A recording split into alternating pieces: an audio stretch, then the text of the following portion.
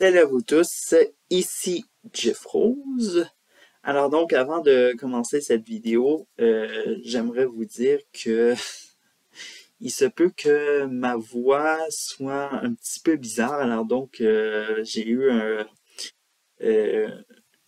eu des problèmes avec ma voix toute la semaine.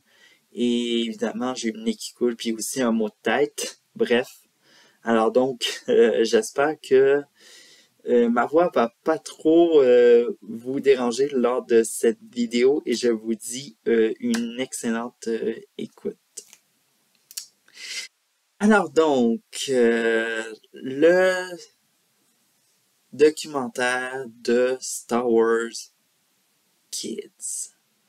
Alors donc, avis à tous ceux qui ne connaissent pas quel est le Star Wars Kids. Alors donc, c'est un phénomène web du Canada, évidemment, mais aussi, à ce qu'on dit, le patient zéro de, de la viralité sur Internet, évidemment.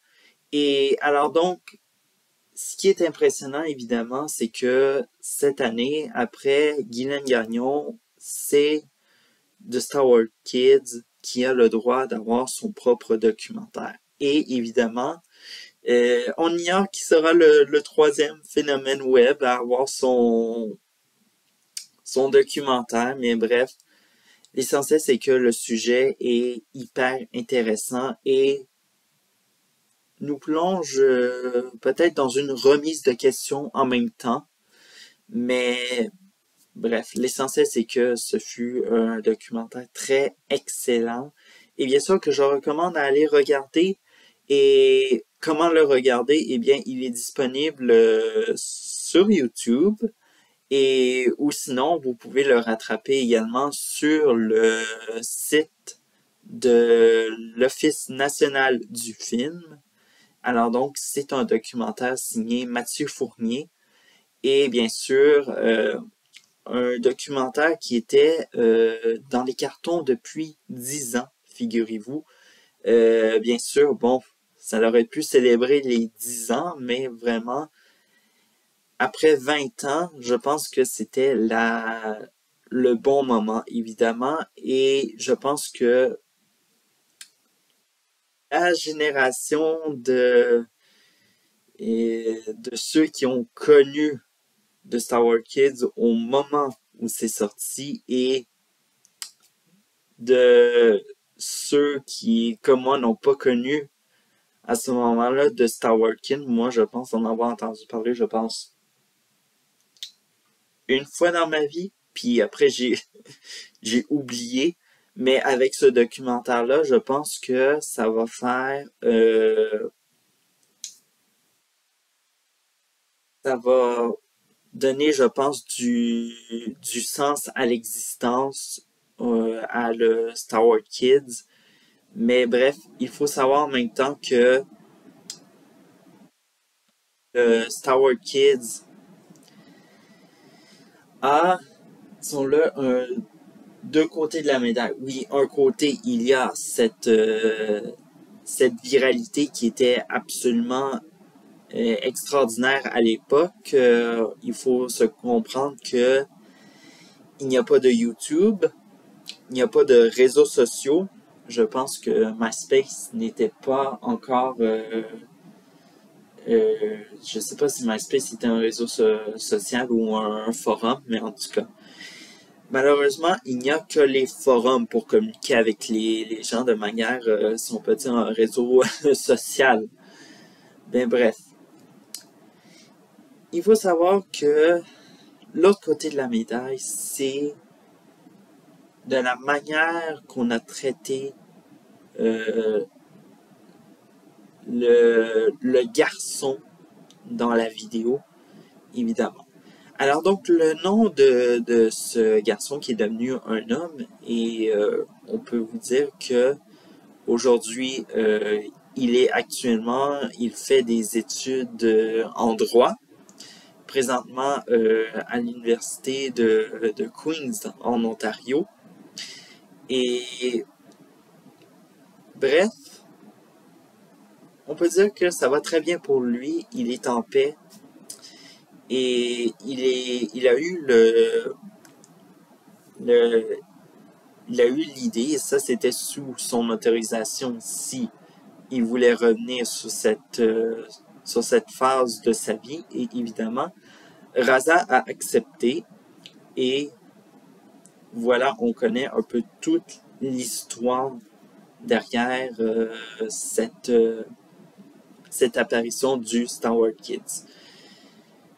Tout ceci a commencé pour un projet de Gala Méritas au séminaire de Trois-Rivières, évidemment. Raza habite dans la banlieue de Trois-Rivières avec sa famille, évidemment. Alors donc, pour ceci, alors donc, un fait très, disons-le, étonnant. Il n'était pas amateur de Star Wars. Et bref, ne connaissait pas, évidemment, n'avait jamais regardé ce genre de film. Et, comment on peut dire, ça c'est, disons-le, qu'il manipulait une sorte de bâton. Et après plusieurs reprises, comme on disait, avec des caméras très assez vraiment assez lourd, donc c'est presque de la technologie, on pourrait dire des vieux vestiges de la préhistoire, de la technologie. Et la fameuse expression « c'est dans la boîte », une fois que c'était dans la boîte, eh bien, des individus ont découvert cette vidéo-là, et qu'est-ce qui s'est passé? On crée un site web, et évidemment, voilà l'explosion. Et cette explosion aura eu des conséquences sur la suite pour Ghislain Raza. On parle évidemment, à l'école, des problèmes d'intimidation. Les médias, évidemment, que ce soit local, national,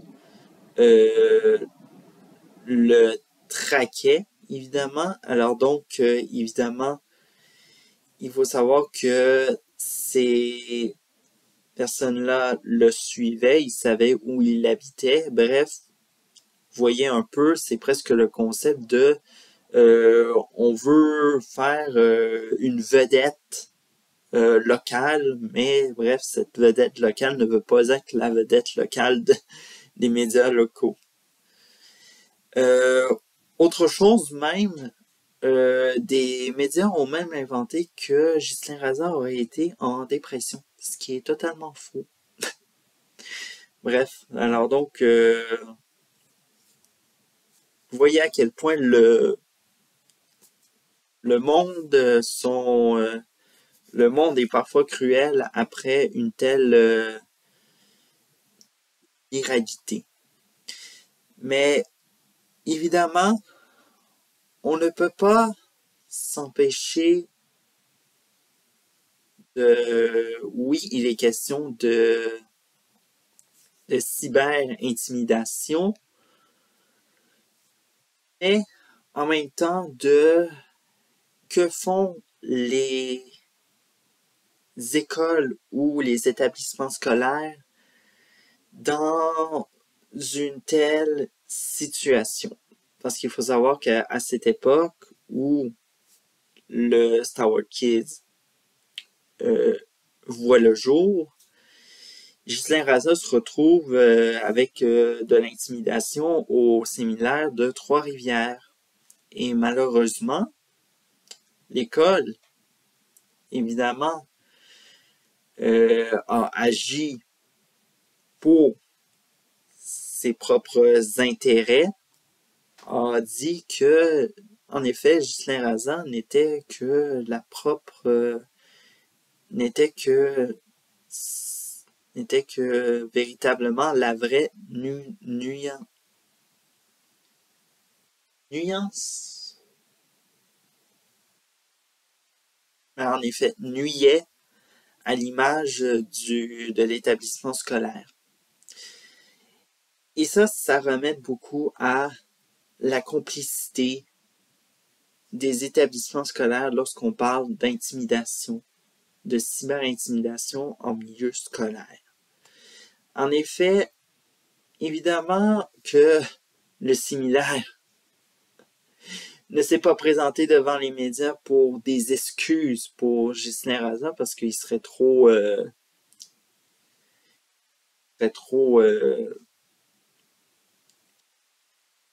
en tout cas, en effet, vous connaissez à quel point que le similaire va rester sous silence jusqu'à la fermeture de ses portes pour éviter que pour éviter un telle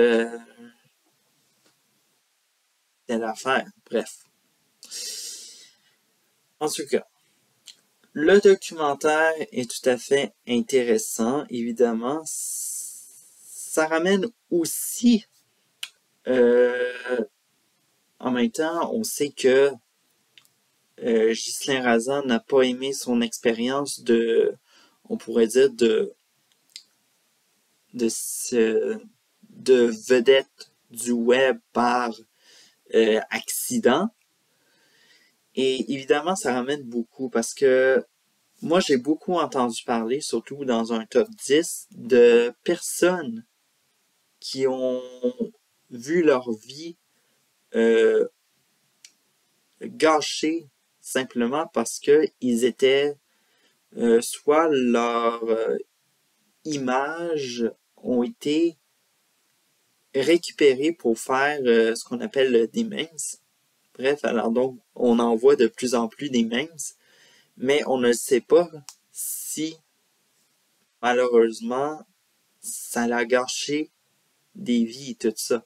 Alors donc, je parle pas du memes du boyfriend, girlfriend qu'on connaît, mais évidemment, oui, ça existe, que des vies qui ont été gâchées, que ça a dû être traîné en justice. Même, paraît qu'on parle évidemment, de poursuite en justice, évidemment. Les individus qui étudiaient au séminaire et évidemment qu'ils étaient mineurs, ce sont les parents également qui ont été traînés avec eux, évidemment, parce que, évidemment, mineurs, évidemment, tuteur oblige les mineurs. Évidemment, c'est toute cette situation globale qu'on se questionne, évidemment. À quel point que, oui, Ghislain Raza a refusé la célébrité d'aller aux États-Unis. Parce qu'il faut savoir que là-bas, c'est toute une société qui a vu que un utilisateur du web, puisse créer, téléverser sur un site internet, voir maintenant qu'on peut se voir maintenant des milliards de fois à travers le monde. C'est peut-être pour eux évidemment, Ghislain Raza n'a pas voulu. Et évidemment que il a bien fait puisque malgré qu'il l'ait pas fait, Ghislain Raza est resté dans les mémoires collectives. Prenons par exemple les émissions Family Guy, South Park ou encore American Dad. Il manquerait juste les Simpsons. Et vous avez le quatuor de la culture populaire qui vous ont dans leur émission. Bref, c'est tout un peu cette obsession de la culture populaire en même temps qui contribue à la survie de l'existence du Star Wars Kids, évidemment. Et également avec ce documentaire, on ne fait que préserver cette existence-là parce qu'il faut savoir que si on fait 2002 ou 2003 que ça a été apparu et aujourd'hui, on est très loin parce que on a beaucoup de phénomènes viraux euh, qui ont été ouais, ça en fait beaucoup, évidemment. Alors donc, c'est tout pour cette vidéo du vendredi léger. Alors donc, je vous retrouve prochainement. Ciao!